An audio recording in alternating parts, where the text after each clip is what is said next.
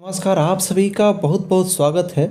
जैसा कि आप सभी स्क्रीन पे देख रहे हैं, शिक्षा विभाग का जो प्रेस विज्ञप्ति जो रिलीज किया गया है, उसमें क्या है, शिक्षकों का जो ट्रांसफ़र पोस्टिंग का क्या रूल रेगुलेशन सरकार के द्वारा निर्धारित किया गया है, उसको हम लोग कुछ मोटा मोटी रूप में, संक्षिप्त रूप में और विशेष तरह से समझते हुए हम लोग देखेंगे इसमें क्या है। हालांकि मैंने अभी जस्ट थोड़ी सी वीडियो मैं लेट से दे रहा हूँ, चूँकि मैं शिक्षा मंत्री जी का मैं सोच रहा था कि एक बार मैं अपने तरफ से एक बार उनका जो क्या है प्रेस कॉन्फ्रेंस है उसको भी मैं देख लूँ, उनका क्या है मोटा मोटी जो वो कहना क्या चाह रहे हैं।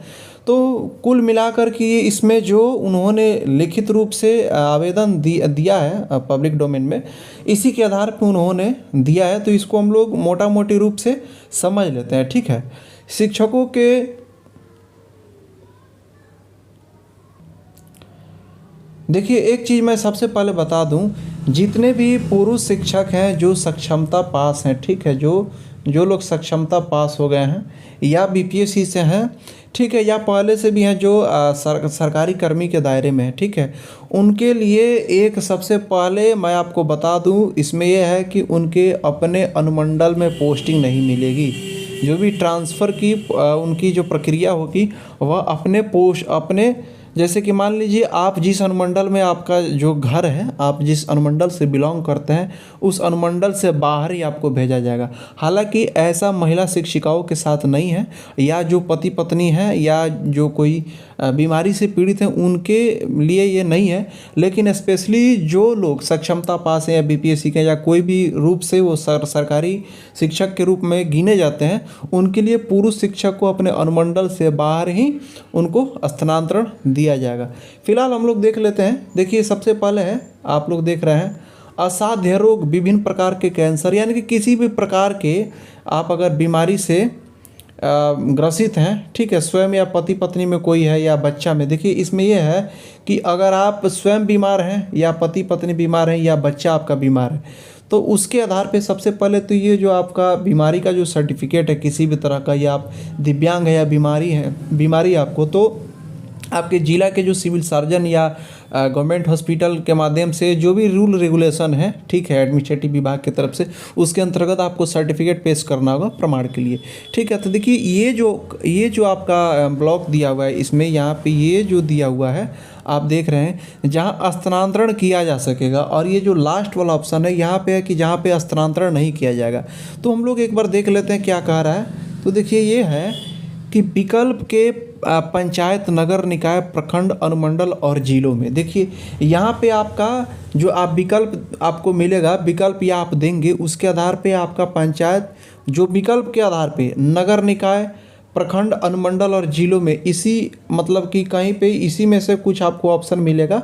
और बाकी ये किस तरह से ऑप्शन मिल रहा है, 10 ऑप्शन आपको मिलेंगे, ठीक है। बाकी पूरा सॉफ्टवेयर अभी डेवलप हो रहा है। शिक्षा मंत्री जी के बयान से ये सुनने को मिला कि सॉफ्टवेयर डेवलप हो रहा है, इस पे काम चल रहा है। यह प्रक्रिया उनके अभी तक के बयान से दिसंबर तक ये चीज़ कंप्लीट होगा। हालांकि इसमें अभी समय मतलब कि जल्द ही किया जाएगा, समय लगेगा, उनके कहने का मतलब सॉफ्टवेयर डेवलप होगा उसके बाद।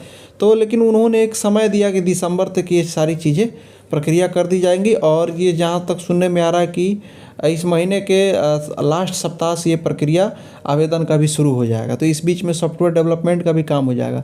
तो आपको जो मैं समझा रहा हूँ, आपको ट्रांसफ़र जो मिलेगा, आपको विकल्प के पंचायत, नगर निकाय, प्रखंड, अनुमंडल और जिलों में मिलेगा। आपका स्वयं का अपना पंचायत नहीं होना चाहिए, आपका नगर निकाय नहीं होना चाहिए, यानी कि जहाँ पे आपका घर है आपके स्वयं का पंचायत नहीं मिलेगा। अगर आपका नगर निगम में घर है तो आपका नगर निगम नहीं मिलेगा।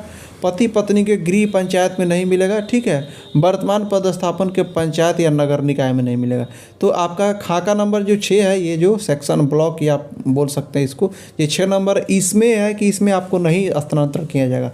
5 नंबर ये वाला जो है, इसमें आप लोग देख सकते हैं।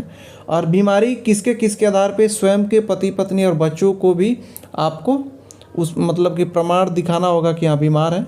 और कौन कौन सा बीमार है आप स्क्रीन पे देख सकते हैं, कौन कौन सी बीमारी के लिए, लगभग एग्जाम्पल में लिए ये इस तरह के बीमारी के लिए आपको मतलब कि सुविधा मिलेगा।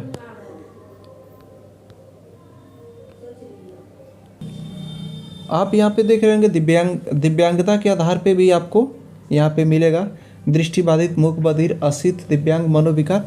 हालांकि ये जो PDF है मैं अब टेलीग्राम चैनल में भी डाल दूंगा ग्रुप, वहाँ पे आप टेलीग्राम चैनल ज्वाइन कर लीजिएगा, लिंक डिस्क्रिप्शन में आपको मिलेगा। ये PDF आपको वहाँ पे मैं डाल दूंगा ताकि आप डिटेल रूप से वहाँ पे समझ सके। ठीक है, आपको इस तरह से मोटा मोटी मैं समझा दे रहा हूँ।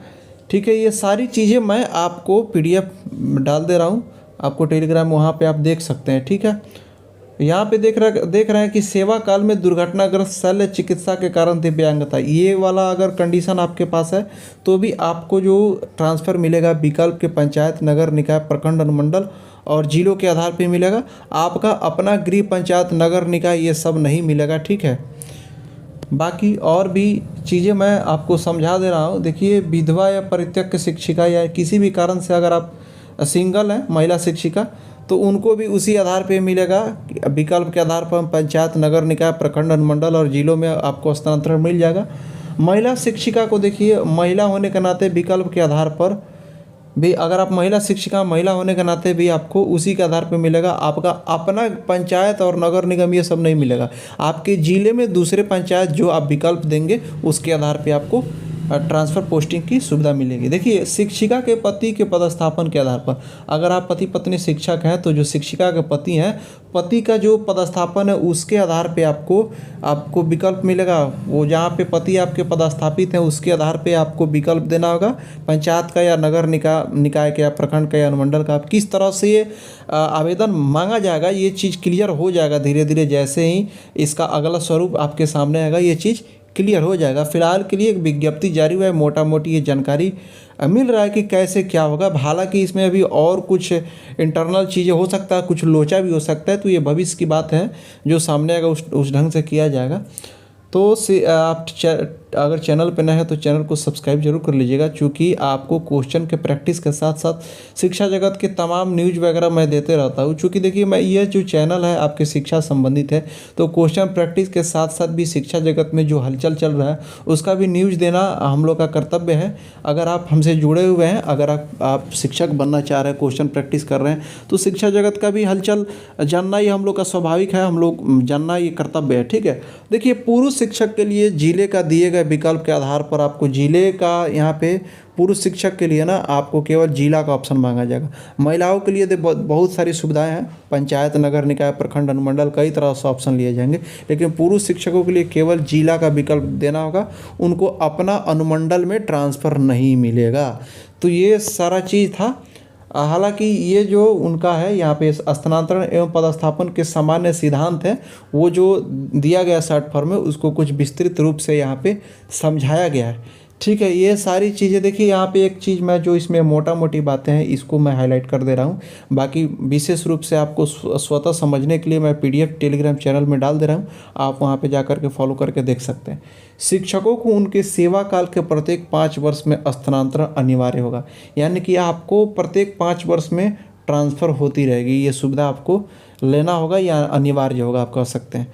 ठीक है, तो मोटा मोटी जो बातें हैं मैं आपको इस वीडियो में बता दे रहा हूँ, चूँकि वीडियो का लेंथ लंबा हो जाएगा। ठीक है, नियमित देखिए, नियमित शिक्षक BPSC TRE एवं TRE 2 के शिक्षक द्वारा स्थानांतरण एवं पदस्थापन हेतु विकल्प नहीं देने की स्थिति में उनके स्थानांतरण और विचार नहीं किया जाएगा, अर्थात वे अपने पदस्थापित विद्यालय में यथावत बने रहेंगे। देखिए, एक चीज़ है, अगर आप आवेदन नहीं दे रहे हैं तो आप जहाँ पे वहाँ पे बने रहेंगे। ठीक है।